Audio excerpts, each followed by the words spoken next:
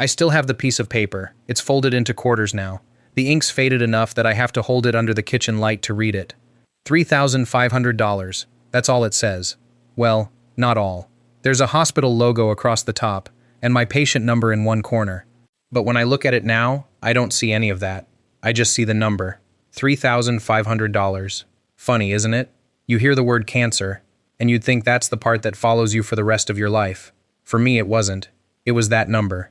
And one phone call. This happened a little over 6 years ago. Or maybe 7. No, 6. Emily's oldest boy had just started middle school. That's how I keep the years straight now. I was 62. Still working part-time because sitting around the house all day made me restless. My wife had been gone almost 3 years. People always ask if the loneliness gets easier. It doesn't. You just get better at knowing where it'll be waiting for you. Usually, for me, it was in the kitchen around 5 o'clock. That's when she'd always start dinner. The doctor called on a Tuesday morning. I remember looking at the clock on the microwave while he talked. It blinked 12 o'clock. Power had gone out the night before, and I never bothered resetting it. He told me the biopsy came back positive. Then he got very quiet. Doctors do that sometimes. They leave room for the news to settle. Mine never did. It just kind of floated around the room. He said surgery would likely take care of it. Early stage. Good chances. Those were the words he wanted me to remember. I nodded even though he couldn't see me. When we hung up, I made coffee. I don't even like coffee that much. Never have. My wife loved it. After she died, I started drinking it anyway. Habit's a strange thing. About an hour later, the hospital's billing office called.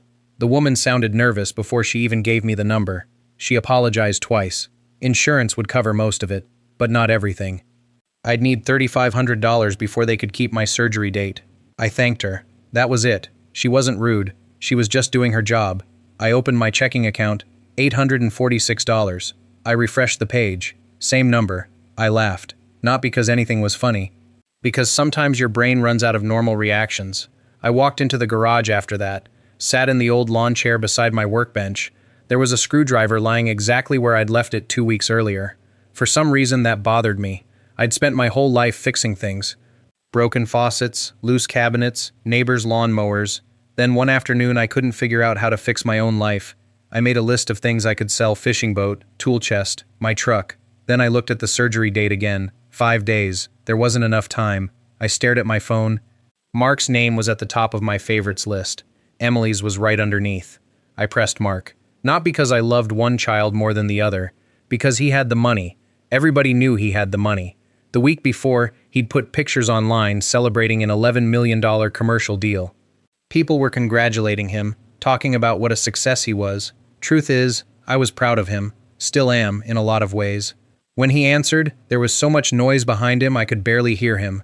Music, laughter, glasses clinking. He said, "Dad, can I call you back? We're celebrating."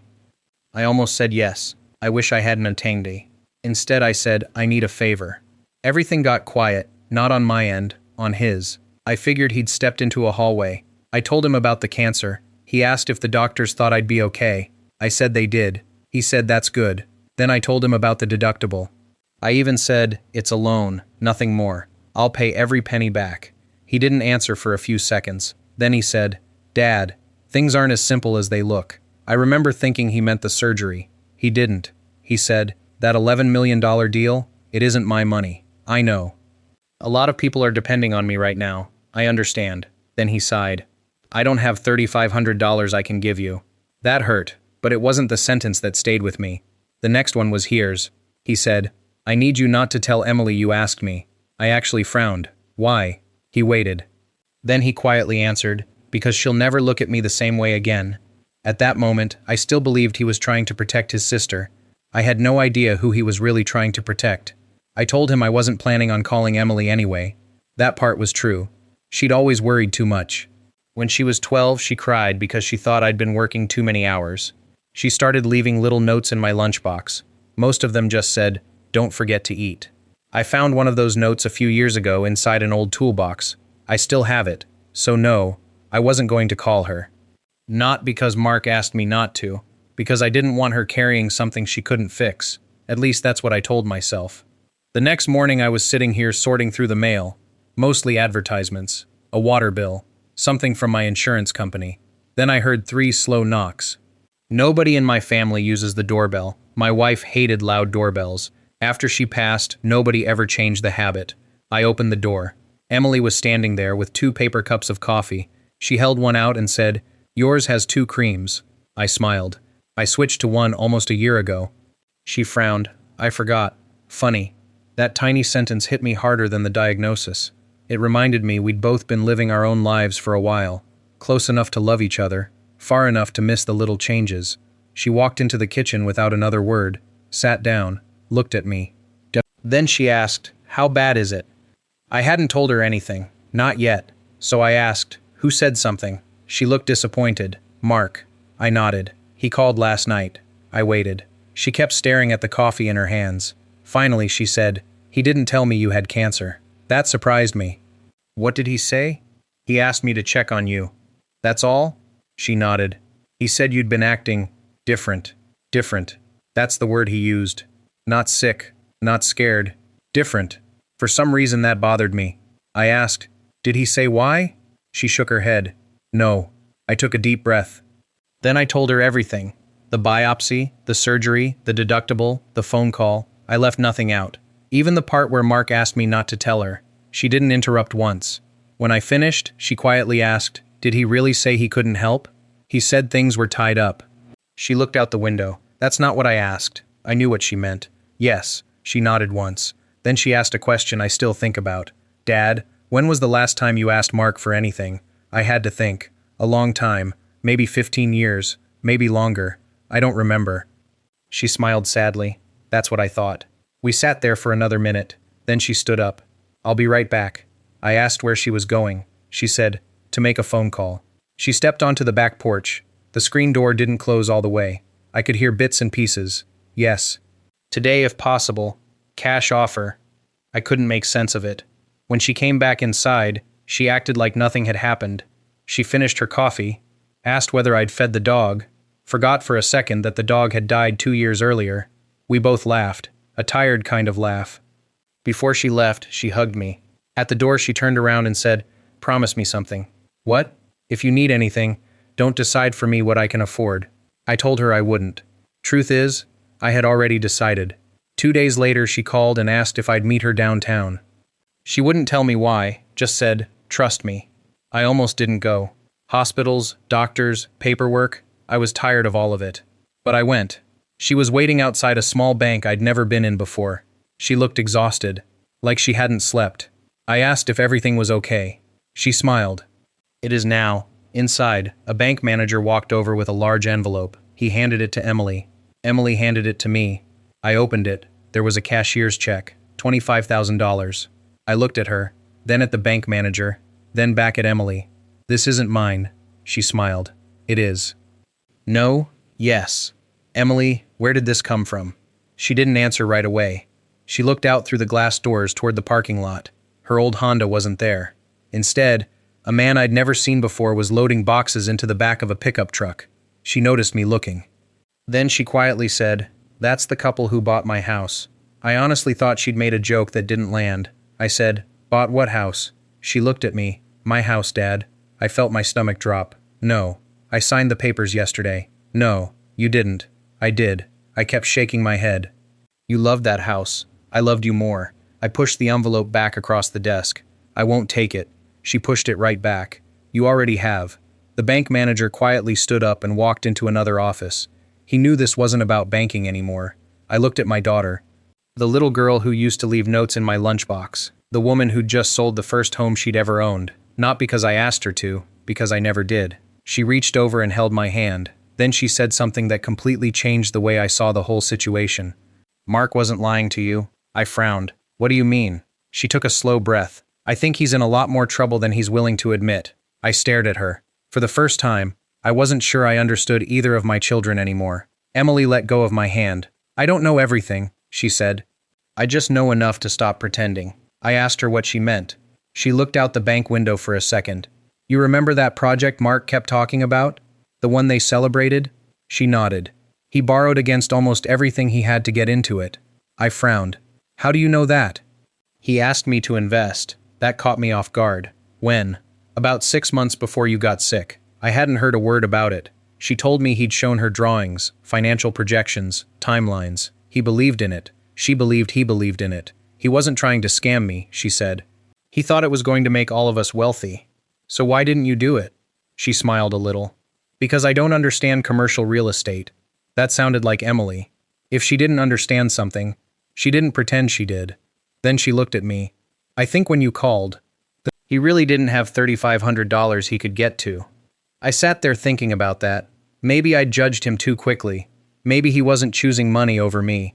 Maybe he had simply buried himself so deep in business that he couldn't reach anything without everything else falling apart. That didn't erase what he'd said, but it changed it, a little. The surgery went well. Recovery was slower than I expected. The body heals on its own schedule. A week after I came home, I was standing in the driveway trying to sweep a few leaves when Frank wandered over. He pointed across the street. Your son stopped by while you were in the hospital. I smiled. I heard. Frank nodded. He asked a lot of questions. What kind of questions? He scratched his chin. Mostly about the house. My stomach tightened. What about it? He wanted to know if you'd ever talked about downsizing. I shook my head. No.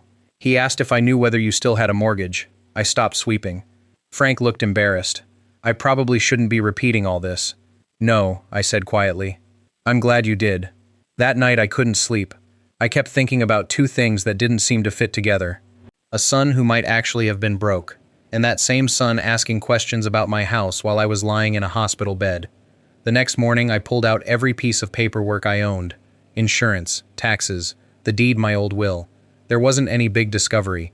No forged signature. No missing money. Just something I'd forgotten. Years earlier, after my wife died, I'd signed a financial power of attorney naming Mark. At the time, it made sense. He handled contracts every day. Emily hated paperwork. Life changes. Paper doesn't. I made an appointment with an attorney. I told him everything. He didn't accuse Mark of anything. Actually, he surprised me. He said, "Your son may have done nothing wrong." I said, "Then why do I feel like something's wrong?" He smiled kindly. Because trust isn't only about legality. That sentence stayed with me. I updated my documents. Not because I thought Mark would steal from me.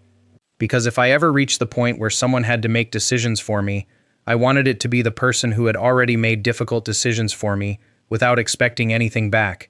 I chose Emily. Quietly two-way.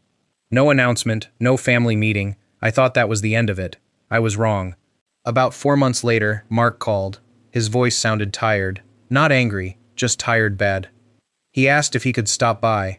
When he walked into the kitchen, he looked older than I remembered. Business hadn't gone the way he'd hoped. The project he'd celebrated had fallen apart. One investor backed out, then another. By the time it was over, he'd spent months trying to save something that couldn't be saved. He looked around the kitchen. I heard you changed your paperwork. I nodded. I did. He didn't argue, didn't raise his voice. He just sat there. Finally he said, I deserved that. I wasn't expecting those words. He rubbed his hands together. When you called, I kept thinking if I touched $1, everything else would collapse. I listened. I convinced myself I was protecting my business. He looked at me. The truth is, I was protecting my pride. The room stayed quiet. Then he said something that hurt more than the phone call months earlier. I kept telling myself I'd help you after the deal closed. He laughed at himself. The deal had already closed. He finally understood. Too late. He reached into his jacket and took out an envelope. I know you won't take this. Inside was a cashier's check, $25,000, the same amount Emily had given me. I slid it back. I don't need it, I know. I'm serious. So am I. He looked at the envelope for a moment, then he smiled sadly. I guess this was never about the money. No, I said. It wasn't. He nodded. We talked for another hour. Not about wills, not about houses, about his mother. About the mistakes I'd made when I was his age. About how easy it is to confuse providing for your family with being present for your family. He started coming by every Tuesday after work. Not every week. Life still happened. But often enough that I stopped being surprised when I heard a knock around 6 o'clock. Emily came too. Sometimes the three of us ate dinner together. The first few times were awkward. Then they weren't. Nobody ever mentioned the will again.